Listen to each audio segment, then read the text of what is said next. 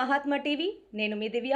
విదేశీ పక్షుల విహార కేంద్రంగా విరాజిల్లుతున్న శ్రీ సత్యసాయి జిల్లా చిల్మత్తూరు మండలం వీరాపురం గ్రామాన్ని బుధవారం సాయంత్రం జిల్లా కలెక్టర్ శ్యామ్ ప్రసాద్ సందర్శించారు. ఈ సందర్భంగా గ్రామంలోని చెట్లపై ఉన్న సైబీరియన్ పక్షులను వాచ్ టవర్ పై నుంచి వివిధ ప్రభుత్వ శాఖ అధికారులతో కలిసి జిల్లా కలెక్టర్ తిలకించారు. అనంతరం అధికారులతో కలిసి గ్రామస్తులతో విదేశీ పక్షుల గురించి పూర్తి వివరాలు అడిగి తెలుసుకున్నారు. ఈ సందర్భంగా కలెక్టర్ మాట్లాడుతూ సైబీరియా తదితర దేశాల నుంచి వేల కిలోమీటర్లు ప్రయాణించి వీరాపురానికి విచ్చేస్తున్న పెయింటెడ్ స్కౌట్స్ పక్షుల సంరక్షణ అవసరమైన అన్ని చర్యలు తీసుకుంటామన్నారు. ఇప్పటికే పక్షులకు అవసరమైన నీటి కోసం వెంకటాపురం చెరువును ఊట చెరువుగా మార్చామని కలెక్టర్ తెలిపారు.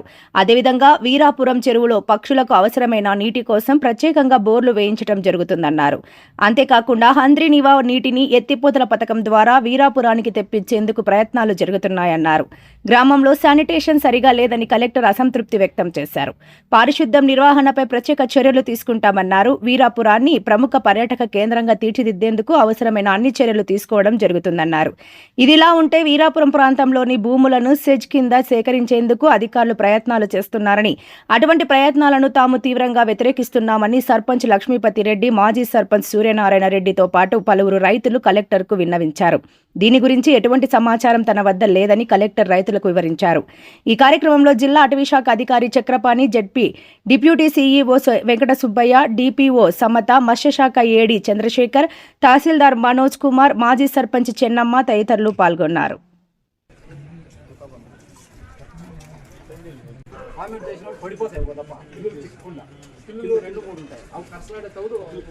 మన చిలమత్తూరు మండలంలో ఉన్నటువంటి వీరాపురం వెంకటాపురం గ్రామంలో ప్రతి ఏడాది కూడా మనకి విదేశీ పక్షులు అంటే సైబీరియా నుంచి స్టాక్స్ ఫిబ్రవరి మాసంలో రావడం జరుగుతుంది.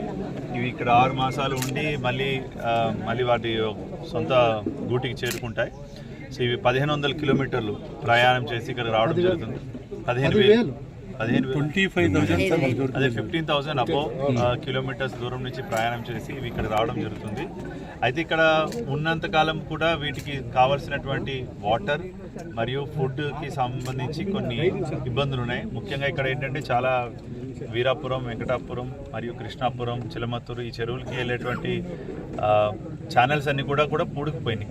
సో వాటి అన్నింటినీ కూడా వెడల్పు చేయడం జరుగుతుంది. అండ్ వాటిని వెంటనే కూడా ఓపెన్ చేసి ఎక్కడైనా ఎన్క్రోచ్మెంట్స్ ఉన్నా కూడా తొలగించి ఆ చెరువుల్లో వాటర్ వెళ్ళే విధంగా ఈ రాబోయే వర్షాకాలంలో ఈ చెరువులన్నింటిలో కూడా వాటర్ వచ్చే విధంగా చర్యలు తీసుకుంటాం.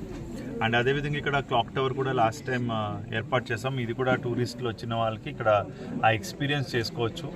అండ్ మెయిన్గా ఇక్కడ బర్డ్స్ నెస్ట్లోంచి ఏదైనా ఎగ్స్ కానీ కింద పడిపోయినా, లేదంటే ఏమైనా చిక్స్ ఏమైనా కింద పడిపోయినా కూడా వాటిని సంరక్షించడానికి కూడా ఒక రీహాబిలిటేషన్ సెంటర్ ఉంది.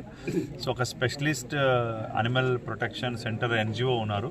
సో వారితో కోఆర్డినేట్ చేసుకొని వాటికి ట్రీట్మెంట్ అండ్ ఫీడ్ కూడా మేము ఏర్పాట్లు చేయబోతున్నాం.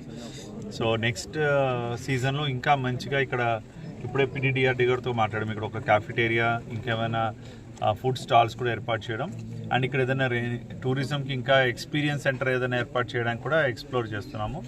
సో ఇక్కడ ఉన్నటువంటి గ్రామస్తులు కూడా వాళ్ళ బాధ్యత తీసుకొని ముఖ్యంగా చెరువులను బాగా ప్రొటెక్ట్ చేస్తున్నారు. ఈవెన్ వ్యవసాయాన్ని కూడా వాడుకోకుండా చెరువుల నీటిని పక్షుల కోసం వదిలిపెడుతున్నారు.